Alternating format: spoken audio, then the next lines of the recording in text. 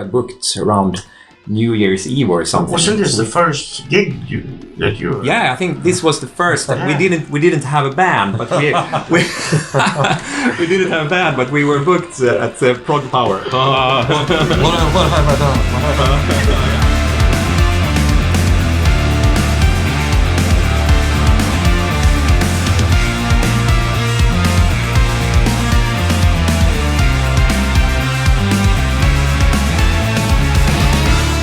PreHistoric Animals started as a two-man project, Samuel and me. So we have played in a band before, and Samuel started to write cool instrumental tracks, and he sent them to me. I wrote melodies and lyrics and added things, and so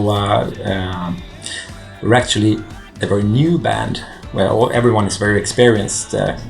But the band is kind of new, so we released the first album last year. I think it was November 30th or something. Yeah. And then we didn't have a band, but we spoke to Daniel here, Daniel Magdic, the legend, the myth, the man. I knew that Daniel was a very good guitar player, and we had met a couple times before, so that was perfect. And then we met Stefan, who heard the band and he really wanted to work together with us. The best keyboardist in Sweden thought the music was so good he asked to be in the band. Yeah, so we were really honored. I didn't know Stefan. We were working together. We have a friend called Peter, and he played me this CD, which you guys did, and I was like, "What is this?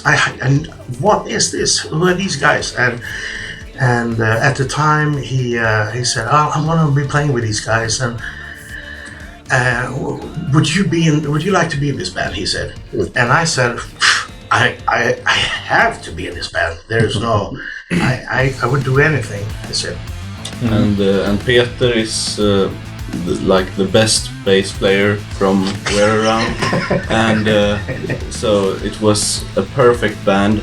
And then he couldn't play with them, so I had to play bass instead. and that was a great thing that you started in the band, because you're almost not born, but you're still an excellent bass player, an excellent musician. So we are so happy to have Noah in the band. Well, thank you. You're welcome. And I really need to ask. I have a theory, actually, that the way I qualified for the band was actually me playing a King's X riff at the sound check once. When I heard that. Yeah, and I heard he was playing It's Love. Yeah. And I have never heard someone. I love King's X, and I have never heard someone playing a King's X riff at a sound check. So I thought, I must have him. I don't know how, but someday I must have him. And then I think that was 2 years ago. Something like that. And then when we needed a guitar player for this band, there's Daniel. He likes King's X. He really sucks as a guitar player, but he likes King's X. No, and I think it's so good to have Daniel in the band, because it feels so good when you're playing some complicated riffs.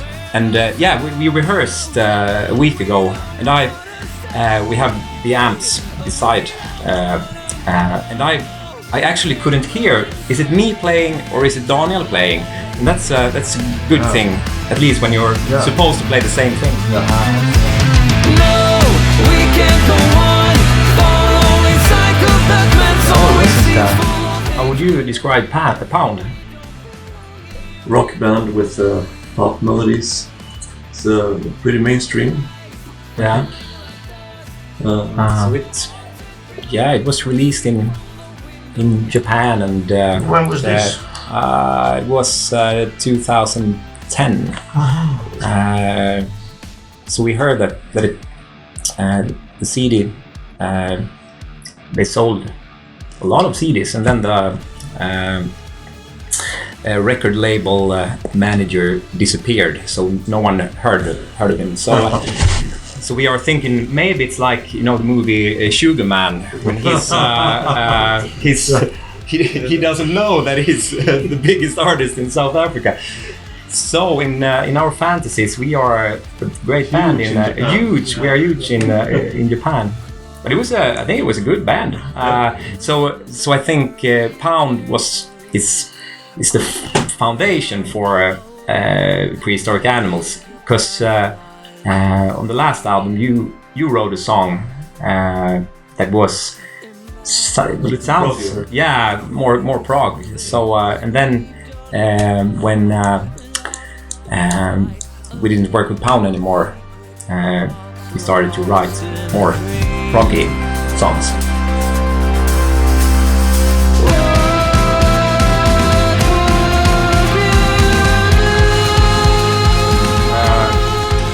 Samuel sits at home, writes the main track, you program the drums, the bass, the guitars and the keyboards and everything, and then he sends it to me.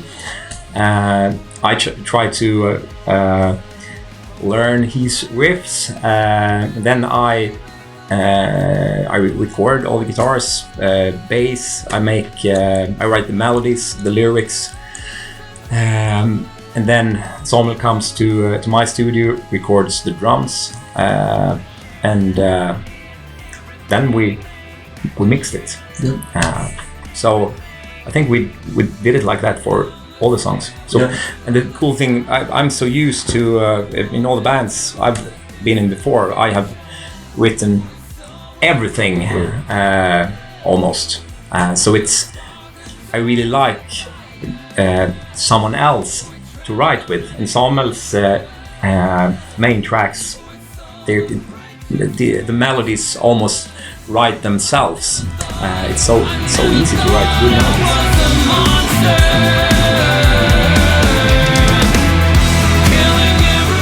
Hopefully next year, or definitely next year. Because I think it's important to do it as fast as possible, while people are still interested in us. We actually have, I don't know how many, but it's almost a full album of ideas. Half finished. It's kind of funny because Sam he writes something and he says, "Guys, I have an idea," and it's like a whole song. It's not like I have this riff. It's I have an idea, and the song is like, okay, the whole song, and then he sends it to you guys. Have been working on something, and they send it to Stefan. And I'm just gonna do a melody, and the next day it's finished. It's like, okay, the melody is finished, and then I might add some keyboards or something, and the whole song has already taken form, or as we say in Sweden, tagit form. It's already, it's like finished, and now we just have to do some kind of fine-tuning stuff. Fine-tunes. So it's and the cool thing is the tracks for the album we've already recorded. We haven't changed the form of the song anything, because some of the tracks you sent to me that I wrote melodies to, maybe the intro was a little bit too long, the verse was a little bit too long, but didn't do anything about it. I had to fill the gaps, and I think that was very fun, because you can when you're in a band and you're working with a song, you always think, oh no, the verse, we have to do it like this, and we have to add this. Now Samuel wrote the track, and okay, this is it. We have to adjust everything to that.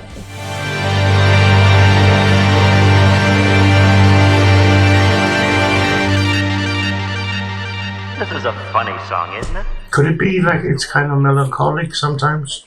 The melodies are. Yeah. I don't know. Yeah, and I think a lot of prog bands, when they write songs, they think, oh, now we're gonna make an odd time signature, and we're gonna make it weird and strange. Difficult to play. Difficult, yeah. But I think for us, it's always the song. Then there are of course proggy elements in all the songs, and but we always think the song is the most important thing. And yeah, the sound, the Swedish sound, yeah, we like Katatonia. I think that's a very Swedish sound in my opinion. And then we definitely have a lot of pop influences, so with the melodies and everything. I don't know if that's a good answer, but you have to describe your music. It's hard. We probably hear different things also.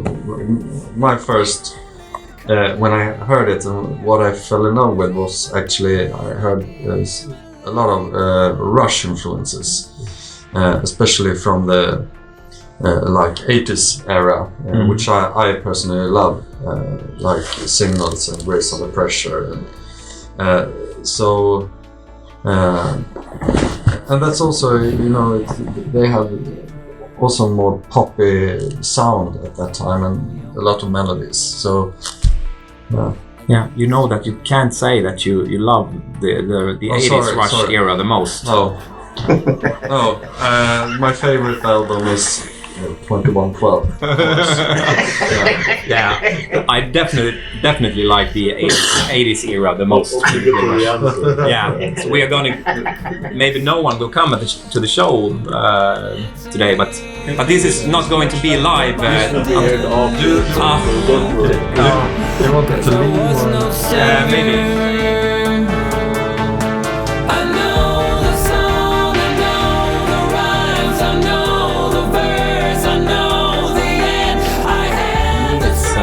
I'm a big It Bites fan.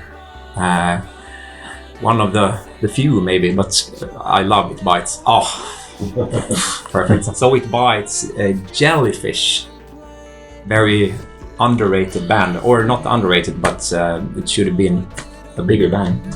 So It Bites, Jellyfish, Muse, of course, King's X. That's me.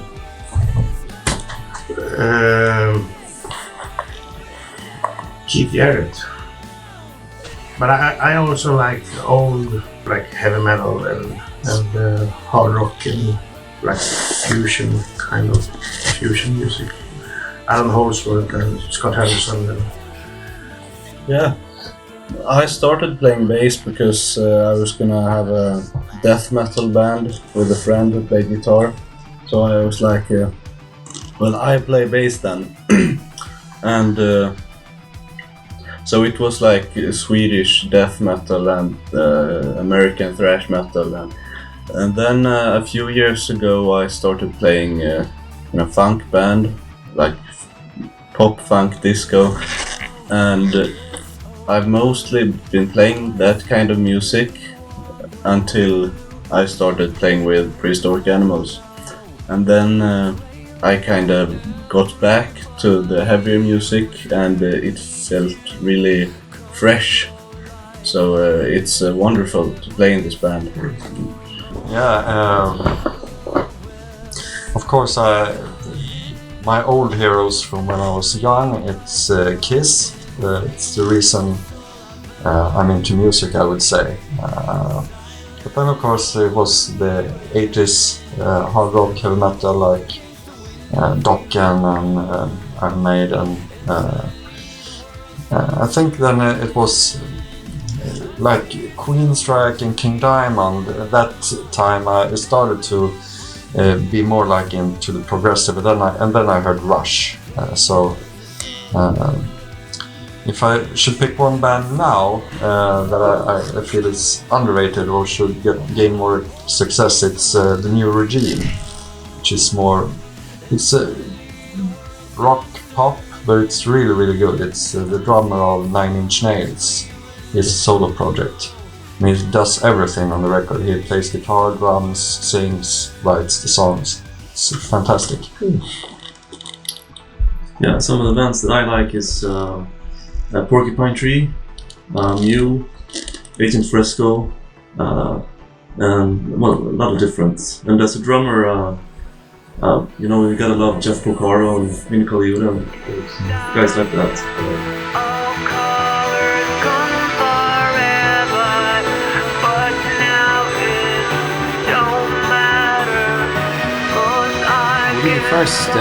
The first gig ever was it August 12th, I think, at Sabaton Open Air in Baarlo, Sweden. It was fun, but crappy sound the most crappy sound I've ever experienced in my life, I think. But we were happy anyway. And then we did a local gig in Borlänge, where some of us live. And then it was Prog at Sea, prog rock cruise from Oslo to Fredrikshamn, together with Flower Kings, Kaipa, Magic Pie, Hasse Fröberg, and it was really good. So there everything was good. We got a great response from a lot of people. So we that was great, especially the boat gig. The Prog at Sea was fantastic, I think.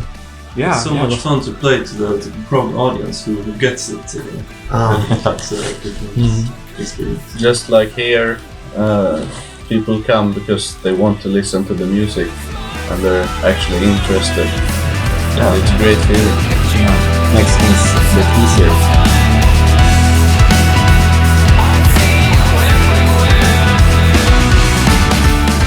You have heard, I hadn't actually heard of it before, but you... Yeah, I've heard it because I know Penis Salvation, I play here many times, so I know it from them. So they have said that it's a great venue, so... but I've never been here myself. Mm-hmm. Yeah, and I just sent a link to the songs to René, and he liked it. So I think we got booked around New Year's Eve or something. Wasn't this the first gig that you? Yeah, I think this was the first. We didn't have a band, but we didn't have a band, but we were booked at PROGPOWER. What have I done? What have I done? Yeah. The pressure is on, right? Yeah, but we had. Yeah, it was 10 months ago or something, 9. We were at the venue yesterday. Good bands, good venue, great sound, and very nice people. Yeah, very, very nice.